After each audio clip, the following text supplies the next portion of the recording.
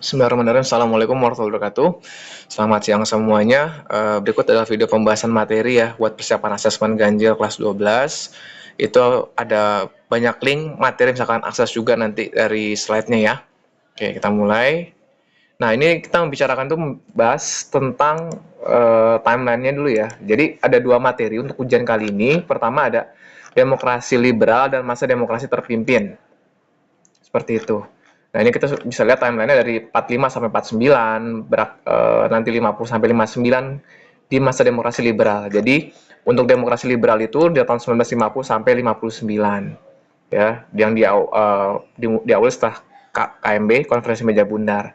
Nah, di masa demokrasi liberal ini nanti itu ada ciri utamanya adalah banyak kabinet yang gonta-ganti gitu ya, ada beberapa kabinet yang silih berganti selama masa demokrasi liberal tadi, nanti endingnya di demokrasi terpimpin melalui dekret Presiden 5 Juli 1959. Nah, ya dari demokrasi liberal, demokrasi terpimpin, orde baru hingga reformasi hingga hari ini. Nah, seperti itu.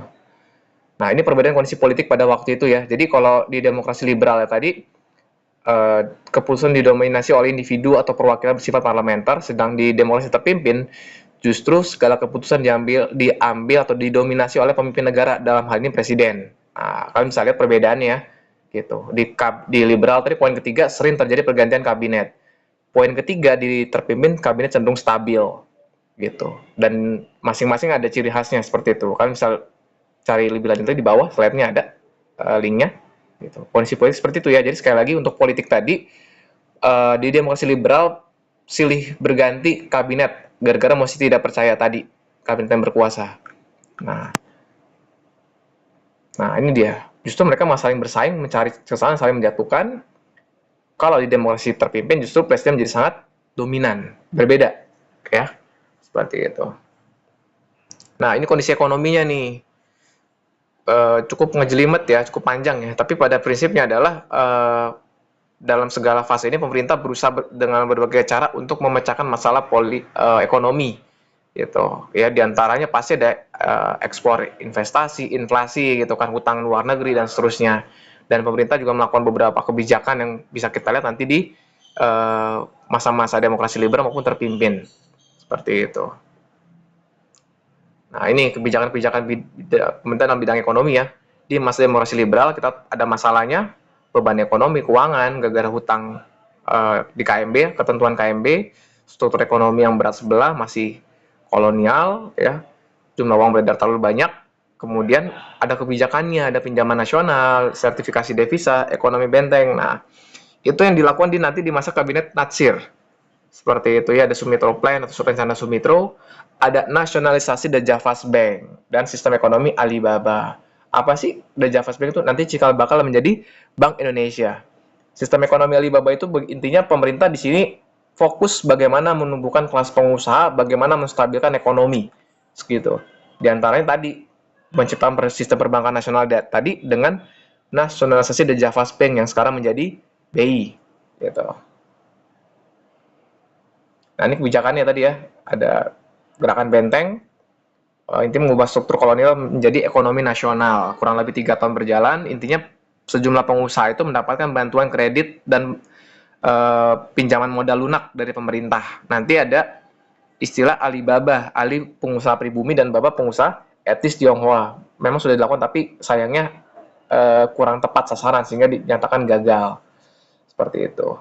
Nah, ini Javas Bank ya, tadi yang sempat saya sampaikan di awal, dan ekonomi benteng ya. Bagaimana pemerintah itu memberikan izin dan kredit impor bagi pengusaha pribumi supaya kelas di situ berkembang. Jadi pemerintah ingin menumbuhkan kelas pengusaha dari kalangan pribumi. Sayangnya nanti pada prakteknya tidak berhasil gitu program pemerintah karena banyak kredit macet dan lisensi impor tadi dijual gitu ya. Ini di Javas Bank. Nah, apa sih ciri dan program kerja dari demokrasi liberal? Yang jelas, tadi sudah bilang ya, pergantian kabinet yang memerintah. Nah, biasanya mereka itu hanya dua, kurang lebih kita bisa ciri-ciri utama itu adalah fokus di masalah ekonomi, dalam hal ini untuk kesejahteraan masyarakat, dan yang kedua masalah pengembalian Irian Barat. Ya, sekali lagi masalah mereka itu biasanya fokus program kerja mereka itu berkisar antara kesejahteraan rakyat dan pengembalian Irian Barat. Nah, ini kabinet-kabinet yang sudah berkuasa tadi nih, ada 7 kabinet yang bergonta-ganti gitu. Nah, ini ada Natsir, Sukiman, Wilopo, Ali, Burhanuddin Harahap, Ali Astromijoyo II, dan Juanda. Gitu. Masing-masing mereka sudah ada timeline ya. Nanti kalian bisa cermati lagi. Nah, ini kurang lebih ya terbentuknya kabinet tadi nih dari Natsir, Sukiman, Wilopo, Ali satu, Burhanuddin Harahap, dan Juanda. Jadi Ali Astromijoyo itu ada 2 kali menjabat nanti dia. Sebelum Burhanuddin dan sesudah Burhanuddin Harahap. Jadi 2 kali diamanahkan oleh presiden. Gitu. Nanti kan bisa baca lebih detail lagi nanti di slide-nya saya kirimkan linknya. Nah, ngomongin di demokrasi liberal dan di gonta-ganti kabinet, tentu ada program pemerintah yang berhasil dilaksanakan. Gitu. Meskipun tidak semua program berjalan dengan baik. Di antaranya di Burhanuddin Harahap. Itu apa? Melaksanakan pemilu pertama di tahun 1955 ya. Jadi kalau Burhanuddin Harahap itu pemilu. Kemudian di Ali Sastroamidjojo pertama itu adalah penyelenggaraan konferensi Asia Afrika. Seperti itu dan persiapan pemilu. Jadi di masa Ali Sastroamidjojo pertama tadi persiapan, di masa Burhanuddin Harahap itu pelaksanaannya gitu ya. Jadi untuk Ali Sastroamidjojo pertama itu program kerja yang berhasil dilaksanakan adalah konferensi Asia Afrika. Nah, kemudian yang terakhir itu kabinet Juanda, kabinet terakhir di demokrasi liberal itu dia deklarasi Juanda. Seperti itu. Ya, jadi sekali lagi untuk program kerja yang sesuai tadi ada Burhanuddin dengan pemilu, Ali Sastroamidjojo I dengan konferensi Asia Afrika, Juanda dengan deklarasi Juanda. Gitu. Nah, di pemilu pertama itu siapa yang dilakukan? Apa yang dilakukan ini untuk memilih anggota DPR dan konstituante? Hasil pemilu 1955 ini menghasilkan 4 partai besar, ya, ada PNI, Partai Nasional Indonesia, Masyumi, NU, dan PKI. Seperti itu. Jadi ada 4 partai besar ya. Tolong diperhatikan kalau pemilu 55 itu pertama untuk memilih DPR dan konstituante 4 partai besar. Ya. Nah, apa sih deklarasi Juanda? Nah, ini deklarasi untuk masalah batas geografis dan batas laut kita.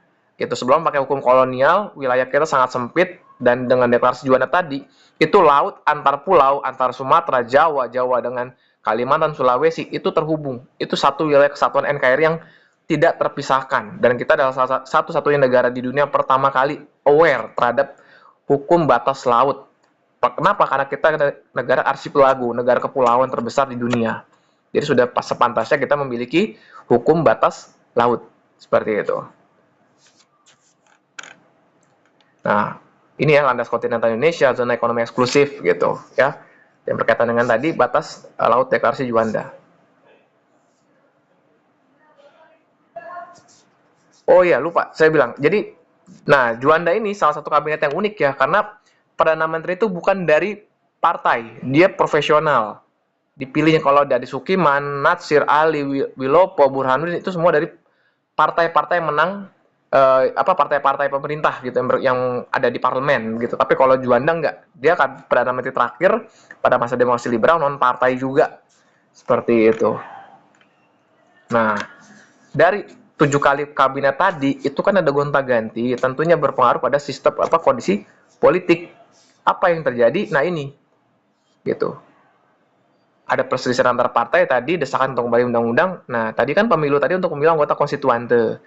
Konstituante ini nanti diminta untuk menyusun undang-undang dasar yang baru, tapi gagal mereka karena terlalu banyak pertikaian antar kelompok dan juga gonta-ganti kabinet yang akhirnya membuat Presiden Soekarno mengeluarkan dekret Presiden 5 Juli 1959 dengan 3 poin. Pembubaran konstituante, berlakunya kembali Undang-Undang Dasar, dan tidak berlakunya Undang-Undang Dasar sementara tahun 50, dan dibentuknya MPRS dan DPHS. Ya, MPRS dan DPHS. 3 poin itu aja dekret Presiden. Jadi, dekret Presiden ini pintu gerbang menuju demokrasi terpimpin tahun 1959 sampai 65. Kenapa 65? Karena 65 itu G30S ya, G30S PKI ya yang menjadi tanda-tanda akhir kekuasaan Presiden Soekarno. Gitu. Ya, jadi demokrasi terpimpin itu dari tahun 59 sampai 65 kalau kita menggunakan batasan peristiwa politiknya gitu. Ya, 65, 66 nanti muncul Super Semar seperti itu. Nah, kemudian sebenarnya apa sih demokrasi terpimpin? Demokrasi terpimpin itu sederhananya bahwa kekuasaan itu berdasarkan hikmat kebijaksanaan dalam permusyawaratan, artinya ada sekelompok orang yang diamanakan yang terpilih melalui pemilu untuk mengurus pemerintahan. Tapi dalam pelaksanaannya terjadi pemusatan kekuasaan kepada presiden sebagai lembaga eksekutif. Nah, ini pelaksanaannya ini yang terjadi di demokrasi terpimpin ya. Gitu. Ada beberapa penyimpangan yang dilakukan oleh Presiden Soekarno, ya diantaranya di bidang kebijakan luar negeri, dalam pemerintahan dalam negeri juga seperti itu. Diantaranya apa penyimpangannya? Misalnya Presiden itu membubarkan DPR, padahal dalam undang-undang tidak bisa. Gitu. Nah, ini kekuatan politik pada waktu itu ada tiga, TNI Angkatan Darat, PKI dan Soekarno. Kemudian muncul Nasakom, Nasionalis Agama Komunis, supaya tujuannya supaya bersatu, dimanfaatkan oleh PKI untuk menyingkirkan lawan-lawan politiknya. Kemudian juga ada inflasi yang tinggi karena masalah pembiayaan proyek mercusuar, pembangunan Monas, Senayan, dan beberapa fasilitas yang kita sampai hari ini, dan penyelenggaraan Ganevo, Games of the New Emerging Forces, dan Conevo, Conference of the New Emerging Forces. Jadi banyak banget pengeluaran-pengeluaran akibat ambisi politik Presiden Soekarno pada waktu itu. Nah, yang ketiga, kita pembebasan Irian Barat ya. Jadi kita konfrontasi dengan Belanda melalui operasi Trikora. Kemudian negara kita condong ke negara-negara blok timur atau blok komunis. Seperti itu. Nah, ini penyimpangan di dalam lembaga MPRS. Itu kita Presiden mengangkat anggota MPRS dengan ketentuan tadi. Setuju kembali undang-undang setiap pada perjuangan RI dan setuju pada manifesto politik. Gitu. Ya, jadi sini Presiden sudah membubarkan konstituante, malah bikin baru menunjuk orang-orang baru. Kemudian bentuk DPAS, Dewan Pertimbangan Agung Sementara Presiden, dengan ketua Presiden sendiri. Membubarkan DPR. Nah, ini penyimpangan. Dan nasa komeng tadi. Seperti itu. Ya. Nah, kemudian pengangkatan diri sebagai presiden seumur hidup ya oleh MPRS, Resopim, Revolusi Sosialisme dan Pimpinan Nasional, yang untuk memperkuat kedudukan Presiden Soekarno sebagai PBR, Panglima Besar Revolusi. Sehingga Presiden itu jadi lebih kuat dan lebih tinggi daripada DPAS, DPR-GR, dan MPRS. Padahal dalam undang-undang tidak, sebaliknya. Justru eksekutif itu di bawah legislatif.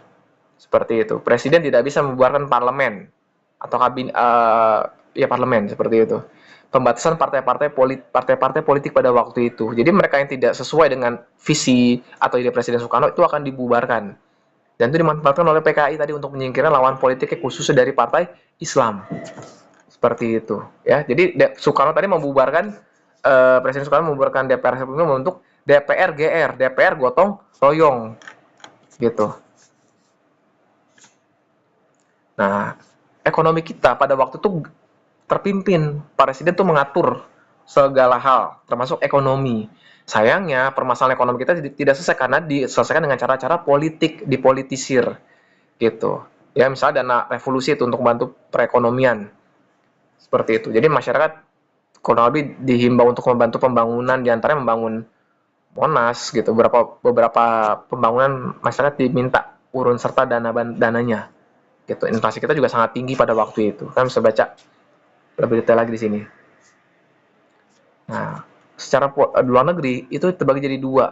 Presiden Soekarno membagi Old Nevo dan Nevo. Kita tuh adalah Nevo, negara baru sedang muncul. Ya, itu ada slide yang misalkan baca lebih jelas lagi, lebih detail lagi tentang Nevo atau Old Nevo-nya. Gitu. Nah, ini penyimpangan di luar negeri ya, dari sistem kebijakan hubungan luar negeri kita, Nevo dan Old Nevo, poros Jakarta Peking yang membuat negara kita condong ke blok timur atau pro-komunis. Yang ketiga, Indonesia melaksanakan politik mercusuar. Apa? Nah, itu proyek ambisius Presiden ya untuk menjadikan Indonesia sebagai mercusuar dan negara-negara baru merdeka di dunia. Namanya politik mercusuar.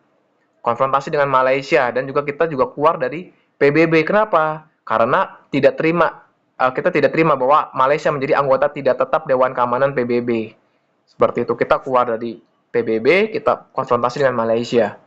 Kebijakan kita tuh kebijakan politik konfrontasi dengan Malaysia yang paling menonjol. Nah, ini kemudian ada masalah Irian Barat ya. Kenapa sih? Karena Belanda tidak mendapati hasil KMB gitu. Kita udah lewat perjuangan diplomasi ya, lewat KAA, sidang PBB, hingga konfrontasi politik gitu. Kita membatalkan hasil dari KMB sendiri. Gitu. Nah, kemudian apa sih perjuangan kita secara militer? Kita juga secara militer. Politik kita sampai memutuskan hubungan diplomatik dengan Belanda. Nah, konvensi ekonomi kita membatalkan utang kita, dan militer itu kita membuat operasi Trikora. Gitu. Terus kemudian, nah itu tadi ekonomi. Kalau ekonomi tadi pembatalan semua utang-utang. Kemudian konfrontasi politik, kita juga pemutusan hubungan diplomatik dengan Belanda. Nah, dalam berikutnya dengan Malaysia. Awalnya kenapa? Karena ide dari Tengku Abdul Rahman membentuk Federasi Malaysia. Tapi bagi Presiden Soekarno itu adalah proyek neokolonialisme Inggris. Gitu. Sehingga Presiden Soekarno pun menentang dan mencetuskan Dwi Komando Rakyat. Seperti itu. Ya, jadi kalau Trikora itu Irian Barat, Dwi Kora itu dengan Malaysia. Kita koalisi PBB tadi ya, alasan tadi tidak terima karena keanggotaan Malaysia, dan nampaknya apa? Diplomasi kita menjadi semakin sempit dan kita makin condong ke negara-negara blok timur. Ini dampaknya. Ini betul proyek mercusuar ya, bisa kalian baca tuh pengertiannya. Apa sih yang dibangun? Ada Stadion Gelora Bung Karno, Patung Selamat Datang, Hotel Indonesia, Jembatan Semanggi, Masjid Istiqlal, Stasiun TVRI, gitu, Monumen Nasional, gitu, yang sampai sekarang masih bisa kita nikmati sampai hari ini. Seperti itu. Nah, mungkin itu saja ya. Jadi intinya di Akademi Demokrasi terpimpin karena kedudukan PKI ya, gara-gara G30S PKI, mereka menculik sejumlah perwira angkatan darat, dibawa ke Lubang Buaya, yang bagi PKI itu musuh mereka lah, seperti itu. Dan PKI ini sering banget menghembuskan isu-isu untuk menjatuhkan lawan politiknya. Di antara angkatan darat dikatakan ada isu Dewan Jenderal. Tujuannya apa sih? Menjatuhkan saingan politiknya di mata Presiden Soekarno. Seperti itu ya. Jenderal Cuk dibawa ke Lubang Buaya untuk disiksa dan dibunuh. Dan kenapa partai PKI jadi dilarang? Karena mereka ingin mengganti dasar negara menjadi negara komunis dan merebut pemerintahan yang sah. Seperti itu. Ya, akhirnya dari G30 tadi lah kekuasaan Presiden Soekarno pun melemah sehingga akhirnya nanti muncul Orde Baru. Seperti itu. Ya, yang dipimpin oleh Mejen Soeharto. Nah, mungkin itu saja dari saya. Semoga bermanfaat. Kurang lebihnya mohon maaf. Wassalamualaikum warahmatullahi wabarakatuh.